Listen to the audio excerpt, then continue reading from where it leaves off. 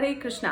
तो वेदिक के सभी दर्शकों का मैं आज की वीडियो में स्वागत करती हूँ। वे सभी लोग जो पहली बार हमारे चैनल से जुड़ रहे हैं, हम अपने चैनल पर वैदिक कल्चर, हिस्ट्री, लाइफस्टाइल एंड वैदिक साइंस से रिलेटेड वीडियोस अपलोड करते हैं जो कि स्क्रिप्चर्स पे बेस्ड होते हैं। बहुत सारी जगह और बहुत सारे लोगों ने एक कॉमेंट किया जिसपे मैंने सोचा कि एक व्यू पॉइंट दिया जाए मेरी तरफ से।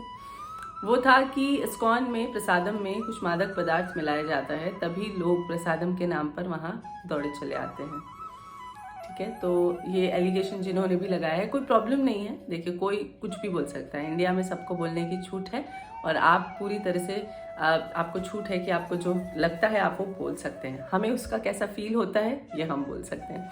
देखिए, अब हम बात करते हैं उस जमाने की जब अंग्रेज हमें छोड़ के गए ही थे और हम पाश्चात्य बनते जा रहे थे, परंतु ऐसे में एक बोलते हैं ना शेर पर्सनालिटी, ना लायन पर्सनालिटी हमारी इंडिया से विदेशों में गए और पाश्चात्यों को, जो पाश्चात्य यहाँ छोड़ के गए, उन पाश्चात्यों को इंडियन बनाकर या हिंदू बनाकर फिर से लेकर आए।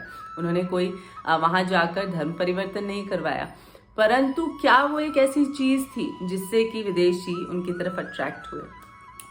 श्रील प्रभुपाद लीलामृत के जब लेसन की क्लासेस में सुन रही थी, उसमें मुझे पता चला कि प्रभुपाद जब अमेरिका गए तो उनके पास कुछ नहीं था, उनका जो थोड़ा कुछ सामान था वो भी चोरी हो गया था। ऐसे में भी प्रभुपाद ने हिम्मत नहीं हारी।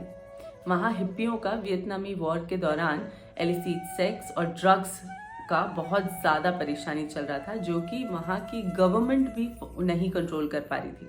गवर्नमेंट भी बहुत ज़्यादा परेशान थी कि इसे कैसे कंट्रोल करें।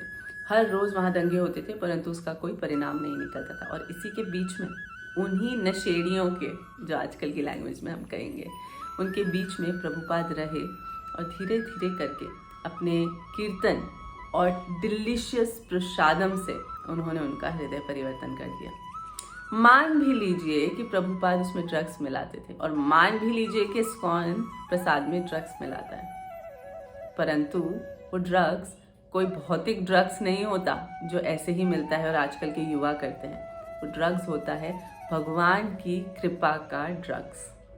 देखिए, यदि मैं अपनी एग्जाम्पल लेती हूँ, यदि प्रसादम से मैं अट्रैक्ट हो सकती हूँ, मैं भौतिक जगत में थी, मैंने 13 साल एविएशन और हॉस्पिटैलिटी इंडस्ट्री में जॉब किया है, और अगर प्रसादम को टेस्ट करके भगवान के मार्ग पर मैं आ गई हूँ, तो मुझे लगता है सभी को इस प्रकार का नशा करना चाहिए, इस्कॉन के मंदिरों का प्रसाद खा के।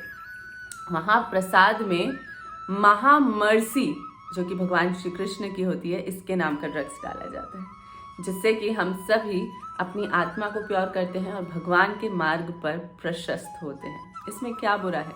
यदि कोई सनातनी बन रहा है, भगवान के नामों का उच्चारण कर रहा है, कीर्तन कर रहा है, कीर्तन के दौरान भगवान की खुशी के लिए डांस कर रहा है, ऐसे ही डांस नहीं कर रहा है डिस्क या डीजे पे, और भगवान की खुशी के लिए कीर्तन में प्रभुपाद द्वारा सुझाए गए स्टेप्स को करके, जो कि मर्यादित स्टेप्स हैं, उसे करके भगवान की खुशी के लिए अगर वो नाच रहा है तो उसमें बुराई क्या है?